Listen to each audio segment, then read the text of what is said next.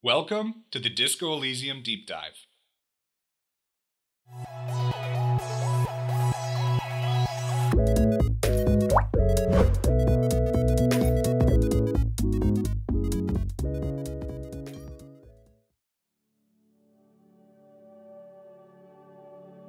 Over 3 years have passed since UK European indie developer and producer ZA/UM released Disco Elysium in October of 2019.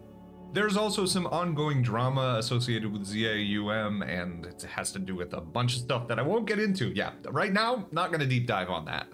If you're thinking about playing this game, after hearing my thoughts on it, please make sure to check out doesthedogdie.com to review for any potential troublesome content or triggers. The content and trigger warnings for this video are in the description. There will also be spoilers for some story elements of Disco Elysium in this video. I don't think any of them are going to hinder your experience should you choose to play it after watching it, but it's something to keep in mind.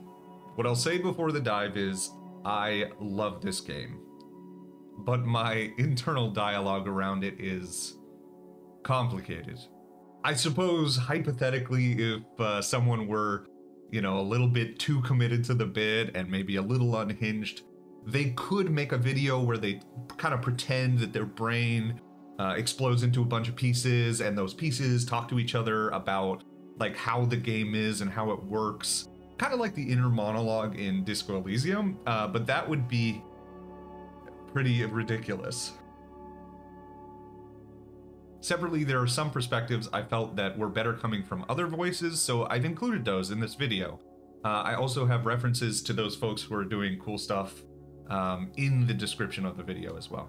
And finally, I would ask if you please could leave a like and subscribe to this channel as I continue doing stuff like this. If you like it, it would be super appreciated. And if you have ideas for videos or games that deserve a deep dive like this one, please do leave a comment below. I really, again, would appreciate that too. And I think that's enough setup, so without further ado, the dive.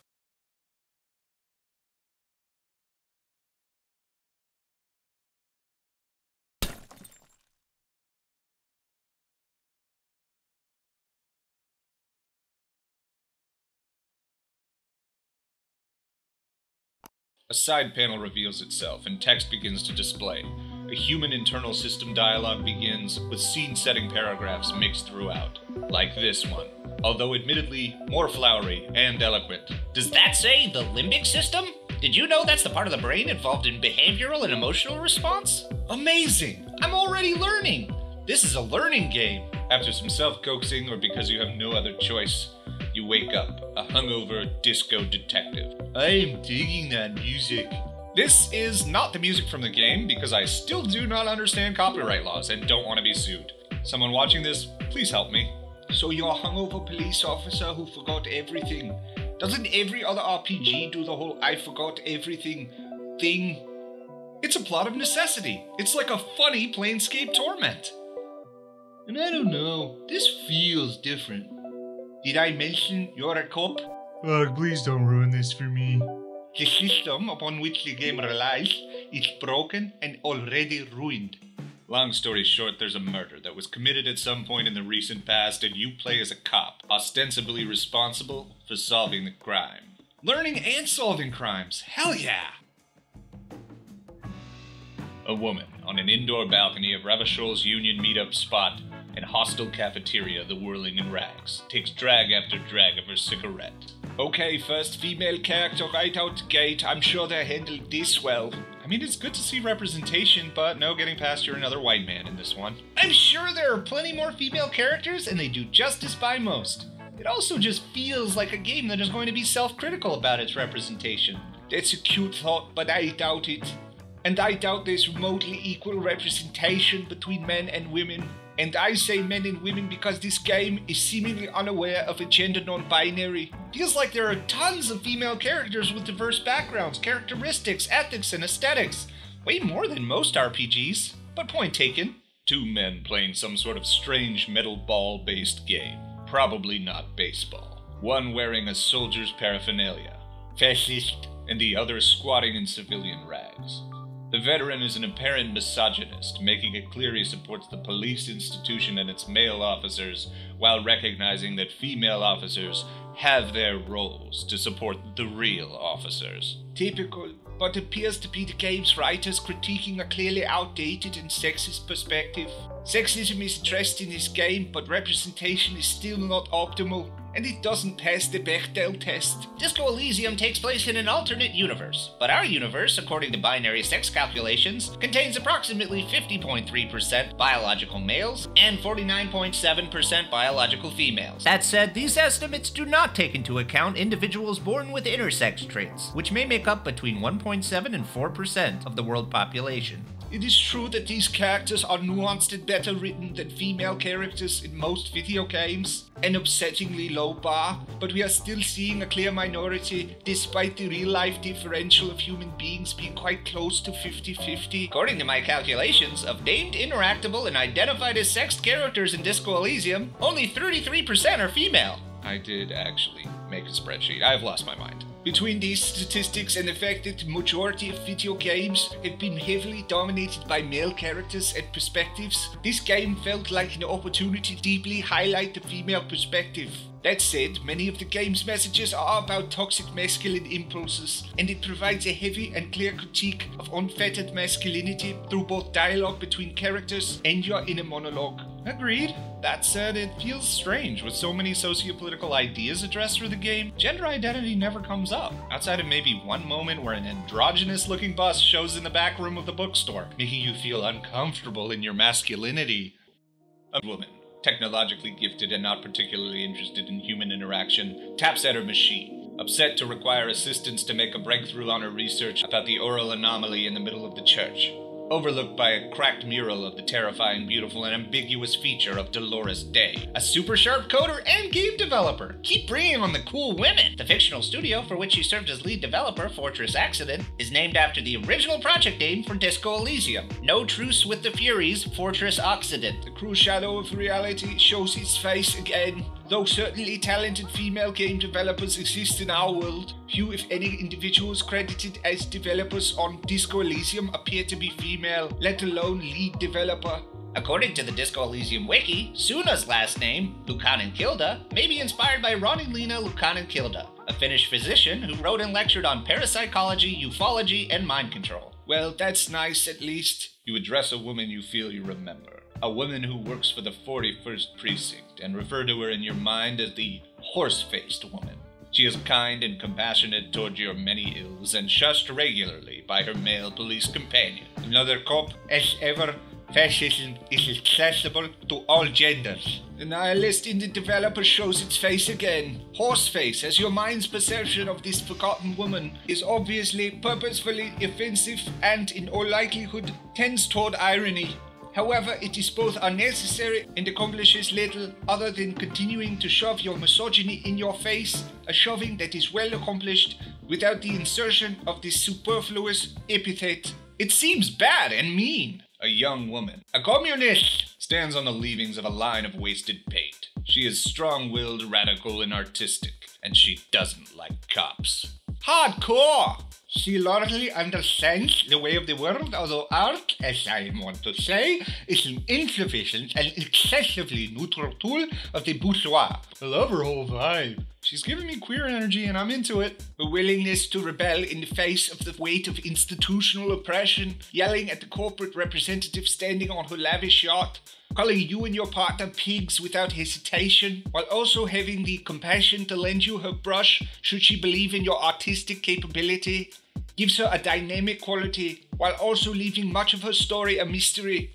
Once she makes her artistic mark on Revachol, you will never see her again. Cool. A woman, dressed as a gardener but functioning as a lawyer, deceitful and intelligent, devoutly dedicated to representing the union and its interests, waits for you in the entryway to the Hardy Boys hangout spot in the cafeteria of the Whirling in Rags. Defender of communism, an honorable woman, she represents another example of complexity in Disco Elysium's world. She challenges your internal biases and succeeds in painting herself as an innocent bystander without staking your case or the conflict surrounding it, but is treated with reverence by the union and its members. She not only serves as an interesting character in the story, but enforces the sense that falling back on unquestioned heuristics will not serve you well in this story if you want to get to the truth. A hardy woman speaks to you, her voice emanating through your pain from her pale-powered light rays, beaming from what appears to be her own invention. She is caught with her back against a wall, and without intervention, is ready to take her own life. A woman, and she's queer. Her story can very easily and quickly turn into a tragic one if you don't let her leave. Tying suicide to one of the few out and queer characters in the game feels unconsidered and bad, even if the choice has seemingly little to do with the fact that she's queer. People, if you're gonna kill one or more of us off, you better have a good goddamn reason, and this ain't it. Speaking of queerness, a smoker on the balcony, slim and mischievous, leaning effortlessly against a wall on the second floor of a beat-up apartment complex. Let's call it what it is. We all yearn for the smoker on the balcony. Despite your many attempts, you cannot fully commit to romantically pursuing the smoker on the balcony, and the only people you can truly attempt to woo are women. I mean, it's close enough. You definitely are attracted to the smoker on the balcony, and that's enough for me. And then there's your partner, the reliable, competent, and queer hero aside from the whole cop thing, Kim Kitsuragi. According to Dimitri King at PhoenixGaming.com, quote, Disco Elysium is a game about wanting to be held tenderly by Kim Kitsuragi. I think that's meant as a joke, but also yes. And to echo Dimitri King, maybe it should be. There is no ethical yearning under capitalism.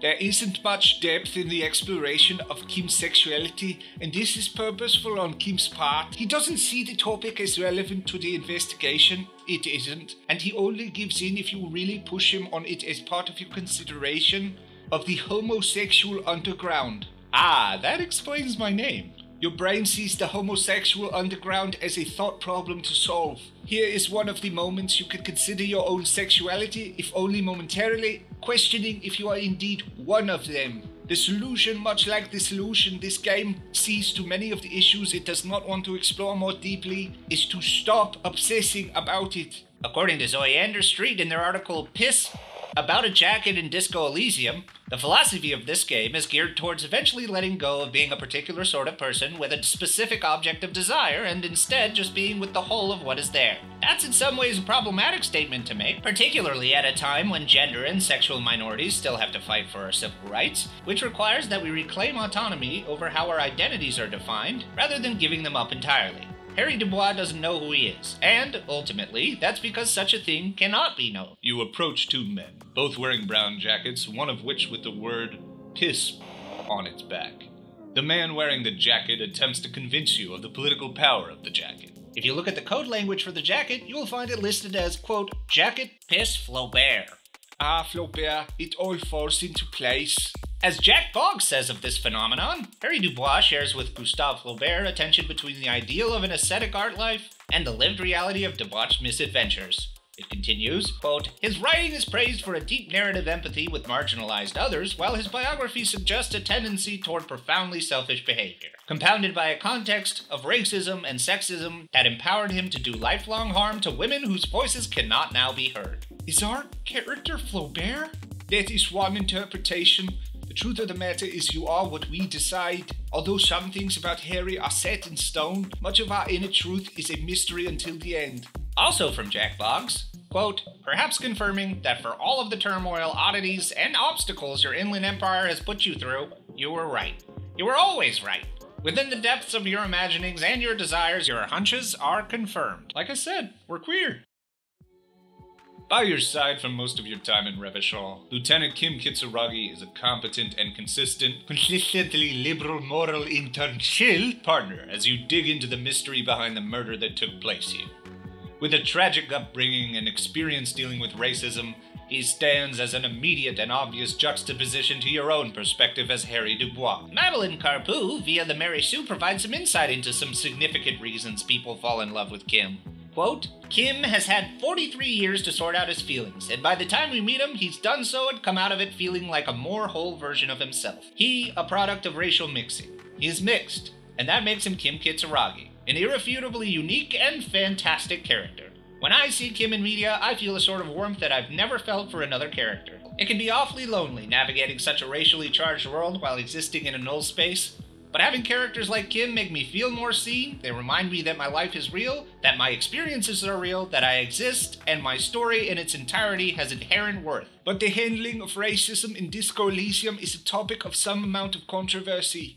An example of some of the negative feedback offered on Disco Elysium's take on race comes from Ki Hoon. Disco Elysium's approach to racism is incredibly cynical. Quote, "A rejection of racism in Disco Elysium is less of a moral compulsion and more about Harry's capacity to exert dominance, establish control, and demand respect, such that instances of racist violence can be minimized." Kim is an early recipient of racism in Disco Elysium's story and can continue to be one for multiple characters, including yourself, should you choose to. Standing near a stand of magazines and newspapers is a middle-aged man, given the name Racist Lorry Driver. On immediate arrival, the man targets Kim with a racist microaggression. The racist adjective placed on the front of his character's name really sets the tone quickly. It also interestingly is his name from the start, so it prepares you for what is to come in your conversation. That said, my perspective on this one is limited as a white person. From Stephen Nguyen Sipes, I played Disco Elysium as an absolutely gigantic fascist. Quote, "So when a character named Racist Lorry Driver tells him welcome to Revachol, Kim sees right through the charade. It's the sort of assumption people like me, part Vietnamese, often deal with. Kim doesn't look like everyone else, so he must be from somewhere else." Consequences of a racist attitude in Disco Elysium vary. In certain circumstances, you are rewarded for exploring racist thoughts. For example, learning some absurd but real-life mirroring race theory, you are rewarded with Measurehead unlocking the dock for you. Also, arguably, the dialogue that becomes available to you, along with the sometimes humorous interactions with characters, can only be accessed if you choose to take the racist road. However, there are some, if limited, consequences to your racism. The most obvious is that Kim and other characters of varying racial backgrounds will not assist you in the same way, nor will they usually reveal more about themselves. The impact of these relationships can be significant, everywhere from locking you out of exploring certain thoughts and side missions to an arguably worse ending to the game. That said, there are many times these punishments feel insufficient, even when coated with your inner monologue pointing to the ignorance and general evil of your attitude should you continue to be racist.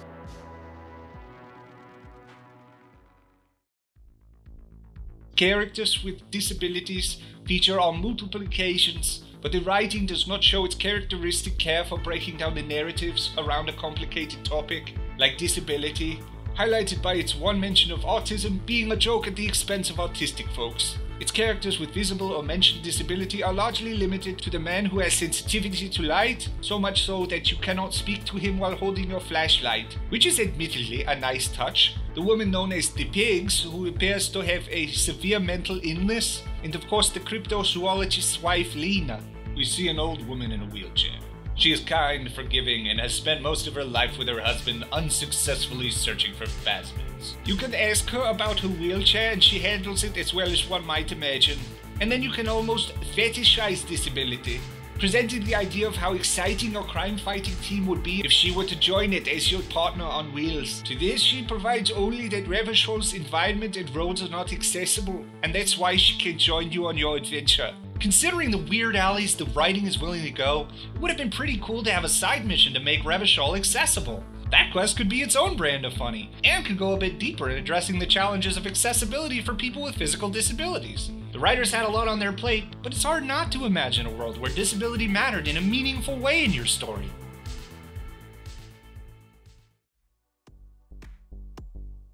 This is where the game utterly and inarguably fails. So many minutes in this game are spent fat shaming, and unlike other socio-political issues, this fat shaming goes almost entirely unquestioned. Whether it be characters interacting with you, referencing the fact that you are overweight or out of shape, or conversations about and with its few highlighted obese characters, an otherwise self-aware game falls upsettingly short.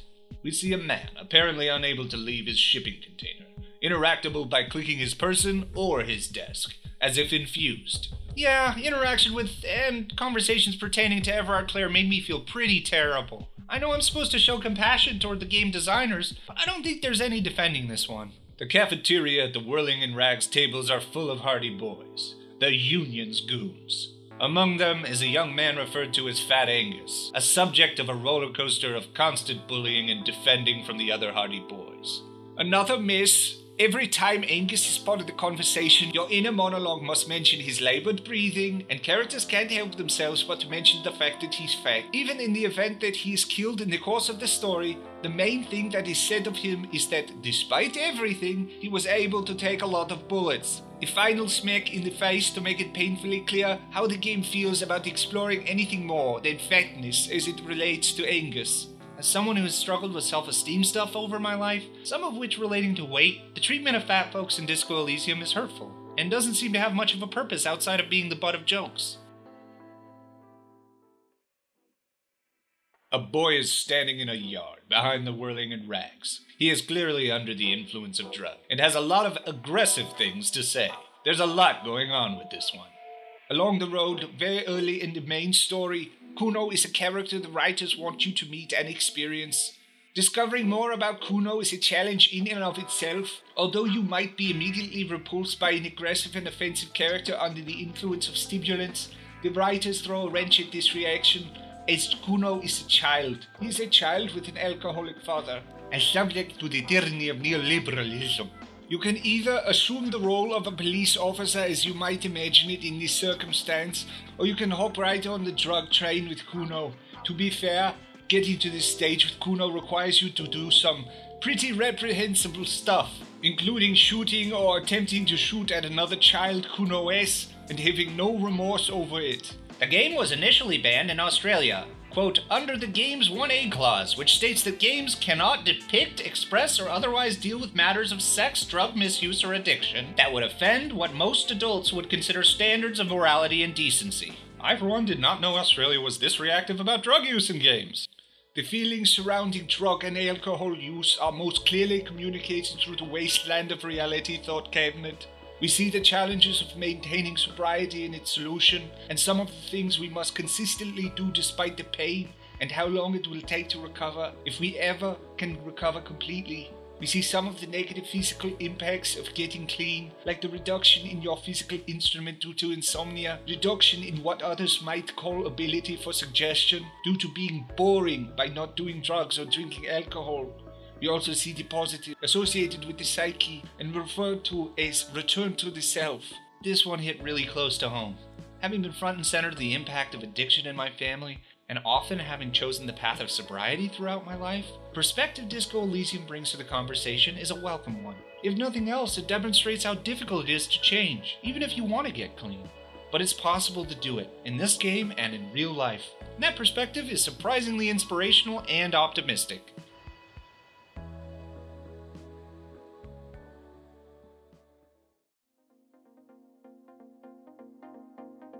If I'm being honest, I don't know if I even have the words for why it feels not great from an interface and accessibility perspective, but I'm only seeing what is probably the tip of an iceberg of accessibility problems.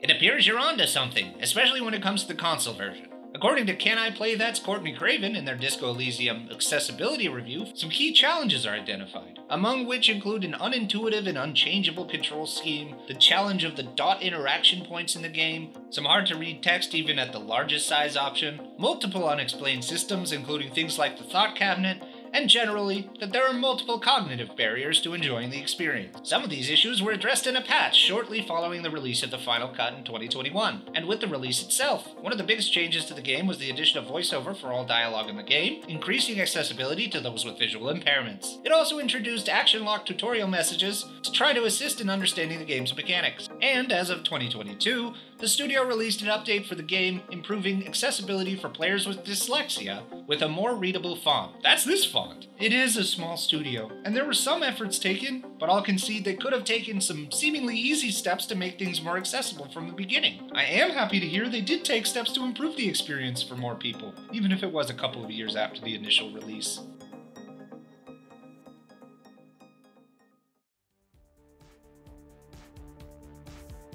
The art, from still images and media surrounding it to the moving picture, are undeniable. I am here, but I must be honest, there is not much here worth negatively critiquing. Now that's what I like to hear. The colors, the vibes, just the feelings this game gives me. It's unlike any game I've ever played. There's this watercolor expressionist thing going on, but also it's like bleak, which I dig. along with the art of music that fills every frame of Disco Elysium. The character portraits are said to have subtle hints at the nature of the characters. The colors and shapes in the backgrounds of portraits tell us things, for example.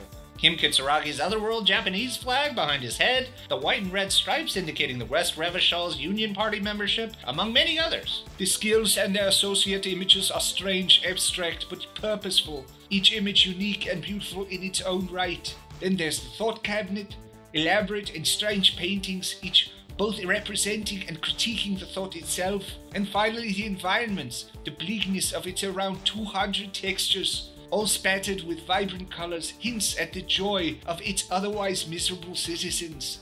The fact that light itself and your command of it plays a role in what you find is such a masterful touch, and even dimensionality as you rise and fall in its height diverse scenery. This game is and contains within it unequivocally the hallmarks of art, and perhaps equally impressively, something unique and new in the gaming world.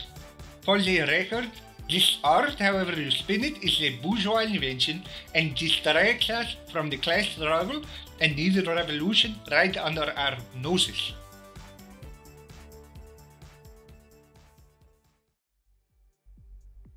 The story is so cool and the writing is amazing. Funnier than 99% of games out there. It is a psychologist's wet dream, to put it lightly. However, it is not without its faults. The systems, especially around skills, unnecessarily gate you from doing things after multiple tries, thanks to random chance. Given the studio size and how complicated and winding the story can be, it's amazing that there are so few choices that lead to dead ends.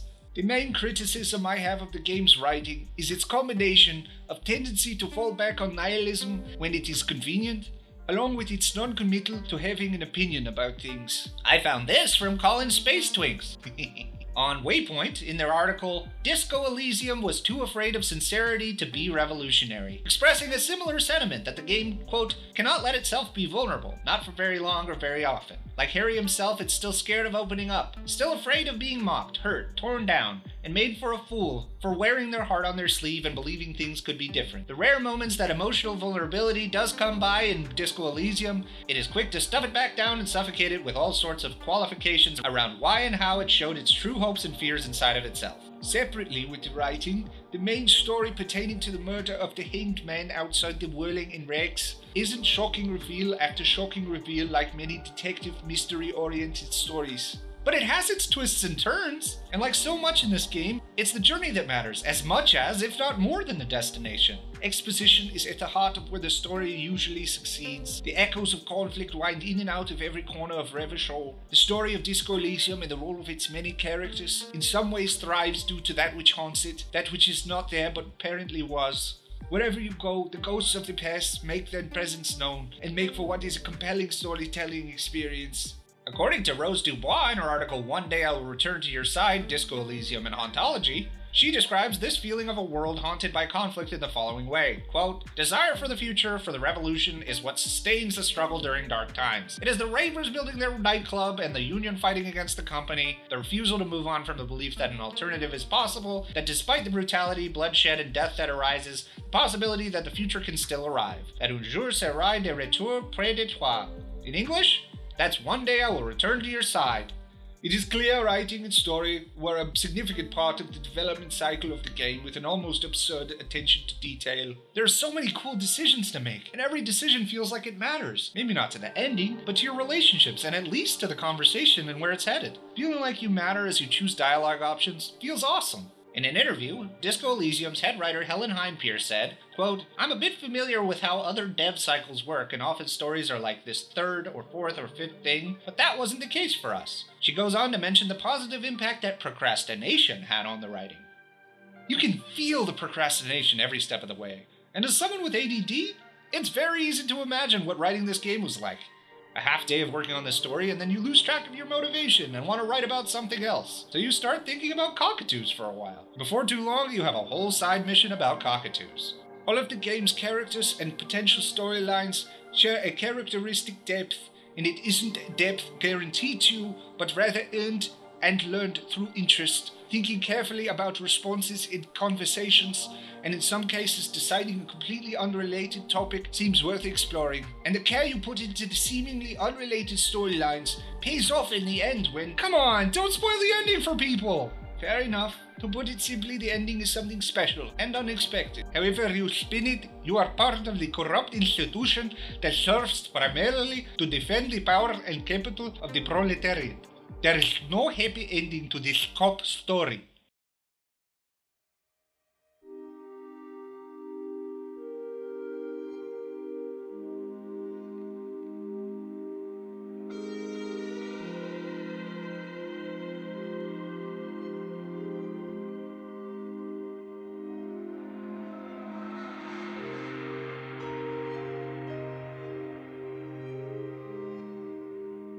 It's a game you can already see the echoes of in many of its contemporaries. It's fun and hilarious, and it gives us, if we let it, hope that no matter how difficult things may be, this too shall pass. It's interesting. It's weird and beautiful. It's kinda gay, but wish it was gayer. And wish trans stuff was in there. A lot of us members of the trans and queer communities have written and or produced content about it. So in some small way, we've claimed it for ourselves.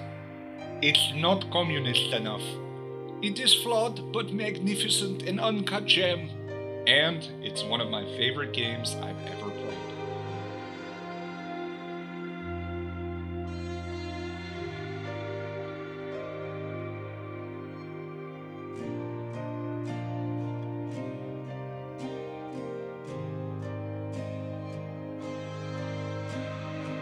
If you made it to the end, thanks so much for watching this deep dive on Disco Elysium. I hope you enjoyed it. It's a game I love, and though I have played some of its contemporaries, I have yet to play one that has hit me in quite the same way. Hit those like and subscribe buttons. I have lots of helpful links in the description, including my references throughout the video. I have a couple other YouTube channels, Good Little Diver Shorts, where I make some fun, shorter form videos about queer creators and feelings. Good Little Diver Streams, and at Good Little Diver on Twitch, where I stream cool games primarily that contain cool queer stuff. Mondays through Wednesdays from 1 to 3 p.m. Eastern. Along with my Patreon, which any support there would be beyond appreciated. If you decide to be some of the first to support, you'll show up in future videos. Head down to the comments section and let me know what you thought. Tell me how you feel about Disco Elysium. Give me any ideas you have for games that are worth exploring in this way, or anything else you want to say. Next month, Stardew Valley. Until we dive again, thanks for watching and see you soon.